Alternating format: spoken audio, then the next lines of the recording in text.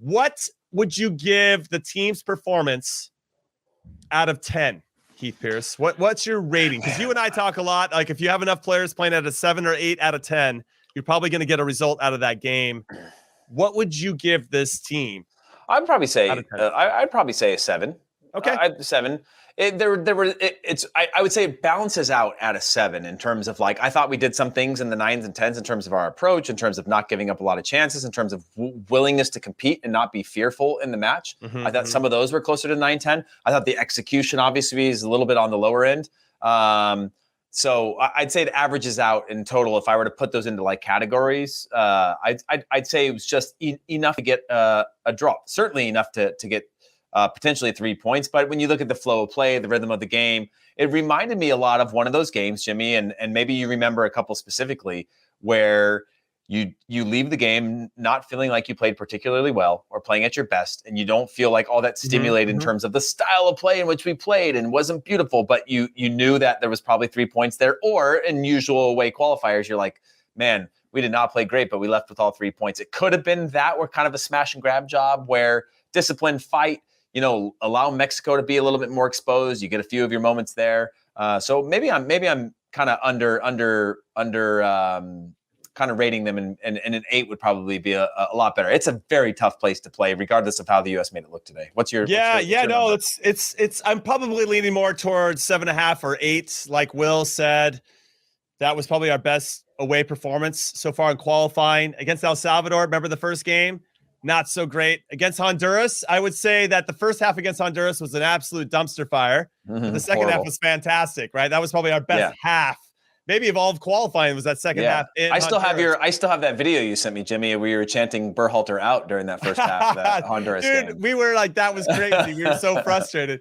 But in the second half, obviously we turned it around. But in terms of a complete performance, this is probably from minute 1 to the end, our best away performance. So I probably lean towards an 8. And for the reasons that you mentioned as well, in the intangibles, one of the things that I went on HQ and talked about before the game was, I don't want us to be timid. I put it on my Twitter as well. I just don't want us to play timidly.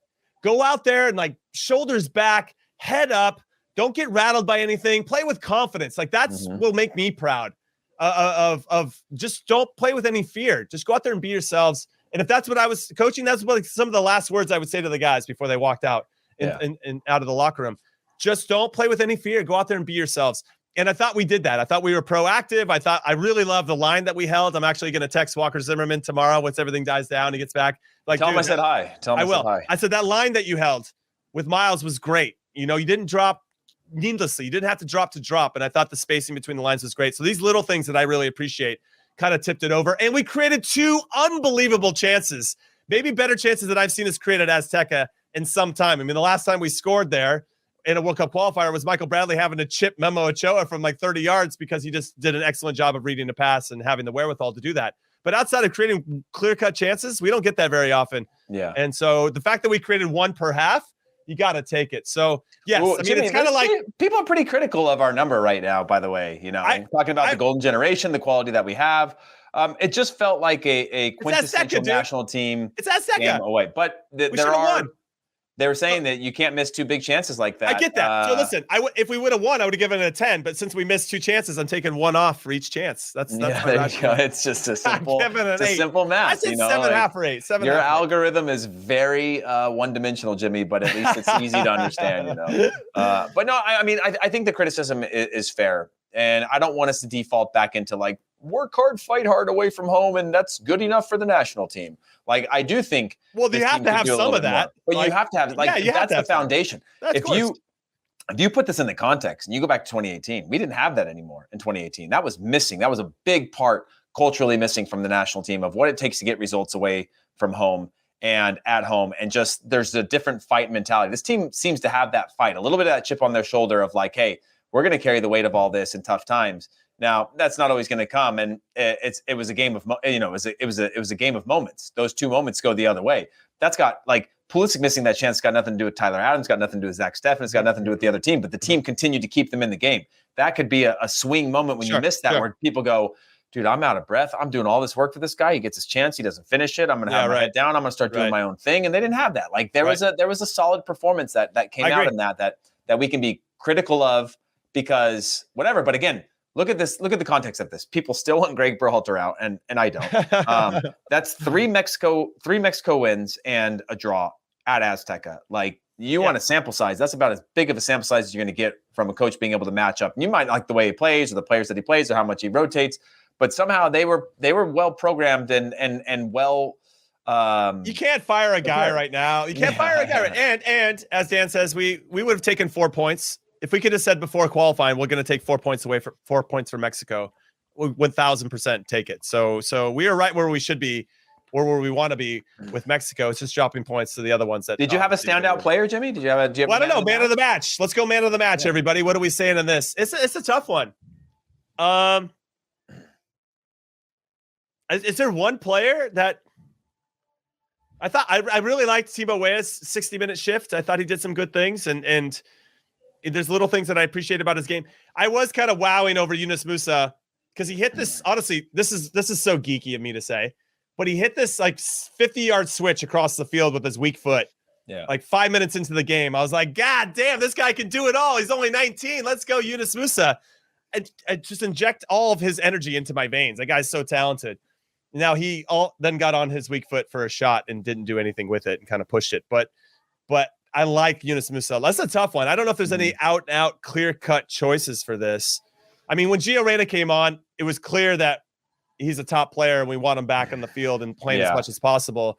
And I thought his energy kind of changed our dynamic going forward because we took Weah off and we took off. For both teams, though, would you give it to Chucky as the best player on the field today? Was very dangerous. Yeah.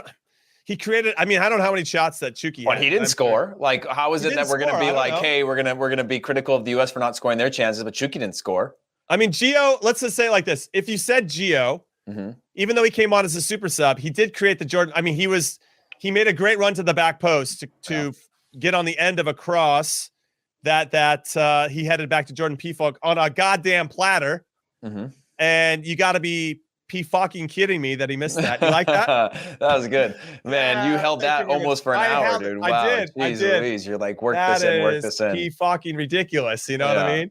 Unbelievable. That's well done. I mean, there's a shout there from Justin for Jedi Men of the Match. You know, there's a couple Jedi was solid in there as well. I like the Yunus Musah shout. I like Tyler Adams, solid. It's tough. I mean, everybody was solid. You had a good But this is again why we're going with that 7 or 8, because there wasn't anybody. You could say maybe Yedlin, but you're like, dude, if I was the right fullback and I had to match up against Chucky Lozano for 90 minutes or however many minutes, and I got out of that where he had a few half chances where he drove inside, that to me is a pretty good. I had Gio dos Santos on my side, right? And Gio only wanted to drive inside. So you get him and he takes you on the left. And as soon as you block him to go to the line, he can drive back to his right. And I remember being like, this is my mission today is not about like, how can I'll support in the attack. I'll pick and choose my moments to go forward and I'll try to have an impact there. But my impact is making his life as difficult as possible, right? And drive him into traffic, disrupt things. And when I did that, even though in the Dos Acero in 2009, he had a chance right at the beginning of the game, Tim Howard made a huge save. We go on to win the game. It was a game of moments, right? They could have turned it at that point as well. Those moments happened, but I still left that game and kind of excited at my performance, thinking like, wow, I did a pretty good job. This is a guy that at the time was playing, I believe, still at Barcelona, and a fantastic player that I was just like, yeah, this guy has the ability on his best day to kill anybody he runs at in the world, and I still matched up with him. So the Yedlin thing, I think, is tough to always assume that our fullbacks should dominate anybody that they play against. Like Chucky Lozano is a really special player.